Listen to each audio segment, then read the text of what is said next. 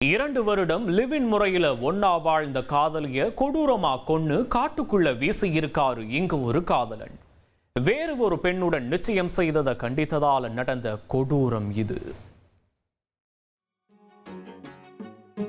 ஹரியானா மாநிலம் யமுனா நகர் மாவட்டம் பகதூர்கர் பைபாஸ் சாலையோரம் உள்ள ஒரு காட்டில் அன்று போலீசார் மோப்ப நாயுடன் தேடுதல் வேட்டையில் ஈடுபட்டிருந்தனர்.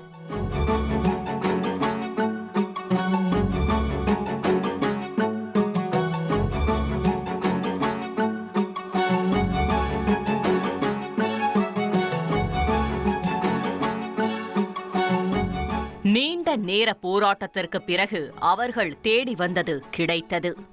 அது ஒரு இளம் பெண்ணின் தலை துண்டிக்கப்பட்ட உடல். சற்று நேரத்தில் அந்த பெண்ணின் தலையையும் போலீசார் அருகே உள்ள காட்டுக்குள் இருந்து மீட்டனர். யார் இந்த பெண்? ஏன் இப்படி கொடூரமாக கொலை செய்யப்பட்டார் என்ற கேள்விகளுக்கு விடை தேடி போலீசார் விசாரணையை தொடங்கினார்கள். அதில்தான் கொல்லப்பட்டவர் உத்தரப்பிரதேசத்தின் சஹாரன்பூரைச் சேர்ந்த உமா என்று தெரிந்திருக்கிறது. 30 வயதான உமாவுக்கு திருமணமாகி ஒரு குழந்தை உள்ளது.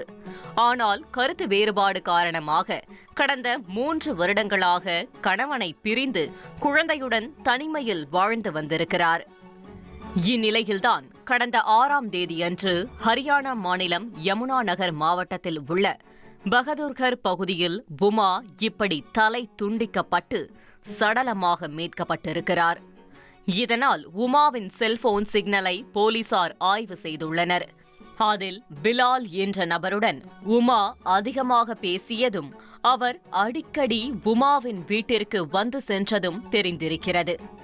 உடனே போலீசார் பிலால் என்ற நபரை தட்டி தூக்கி வந்து விசாரித்திருக்கிறார்கள்.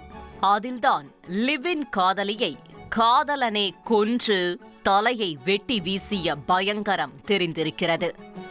ஃபர்ஹான் என்ற பிலால் வேறு யாருமல்ல, உமாவின் காதலன்.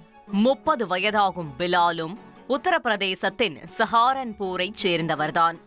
வாடகை கார் ஓட்டுநரான பிலால் சவாரி செல்லும் போது உமாவுடன் பழக்கம் ஏற்பட்டிருக்கிறது. அந்த பழக்கம் நாளடைவில் காதலாக மாறியிருக்கிறது. இதனையடுத்து உமாவை திருமணம் செய்து கொள்வதாக ஆசை காட்டி அவருடன் நெருங்கி பழகியிருக்கிறார்.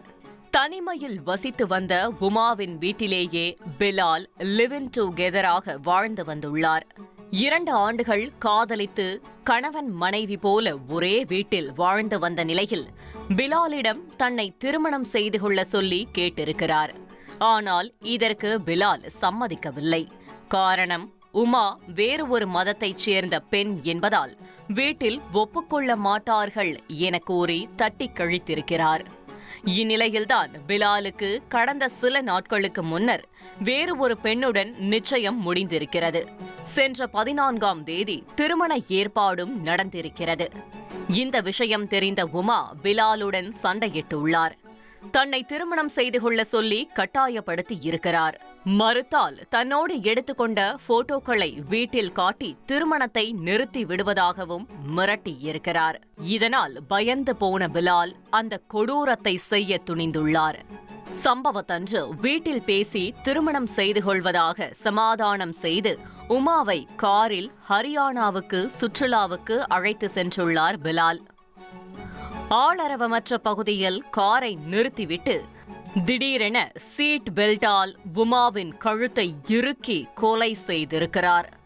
பின் அடையாளத்தை மறைக்க கரி வெட்டும் கத்தியால் உமாவின் கழுத்தை அறுத்து தலையை துண்டித்து உடலையும் தலையையும் தனித்தனியாக பாலித்தீன் கவரில் சுற்றி காட்டுக்குள் வீசியிருக்கிறார் பிலால். இத்தனையும் செய்து முடித்துவிட்டு வேறு ஒரு பெண்ணுடன் நிம்மதியாக நிகா செய்ய சென்றவரை மணக்கோலத்தில் போலீசார் தட்டி தூக்கி வந்து கைது செய்துள்ளனர். விசாரணை முடிவில் இந்த சம்பவம் தொடர்பாக வழக்கு பதிவு செய்த போலீசார் காதலன் பிலாலை நீதிமன்றத்தில் ஆஜர்படுத்தி சிறையில் அடைத்தனர். அதிமுக்கிய விவரங்களை அனைவருக்கும் புரிய வைக்கும் பாட்காஸ்ட் பொருளாதாரத்தை பல ட்ரில்லியன் ஆயுதங்களை கொள்முதல் செய்கிறது. சம்பவங்களை தேடி களத்திற்கே உங்களை அழைத்து செல்லும் ஸ்பாட்லைட். அங்க இருக்கக்கூடிய கள விவரங்கள் என்ன? இந்திய ராணுவம் கடந்த 5 வருஷமாவே சார் எனக்கு ரொம்ப பிடிக்கும் அவர் வர்றதுக்காக. எங்களுடைய நியாயமான கோரிக்கை. Even at the cost of stopping. பார்வையாளர்களையும் செய்திக்குள் பங்கெடுக்க செய்யும் மக்கள் குரல். 50 ரூபாய் எங்களுக்கு தண்ணிக்கு ஒரு தீர்வே இல்லைங்க 10 வருஷமா. எங்களுக்கு சரியான ஒரு விடிவு கிடைக்கவில்லை. 60,000 ஏக்கருக்கு தான் கேட்கிறோம். பிச்சை கேட்கறாங்க. புத்தம் புதிதாக வித்தியாசமாக பாகிஸ்தான்லயே பாராட்ட வேண்டாம், ஆனால் அதற்கு இவளை கொச்சைப்படுத்த வேண்டாம் என்று நான் கேட்டுக்கொள்கிறேன். மதத்தால் இனத்தால் மக்களை எப்படியெல்லாம் பிளவுபடுத்த முடியுமோ அந்த பிளவிற்குண்டான ஆயுதமாக இந்த மாநாட்டை அவர்கள் பயன்படுத்த நினைக்கின்றார்கள். அரசியலிலிருந்து சினிமா தனித்து இயங்க முடியாது. அனைத்தும் உங்களுக்காக. எப்போதும் இணைந்திருங்கள் தந்தி டிவியுடன்.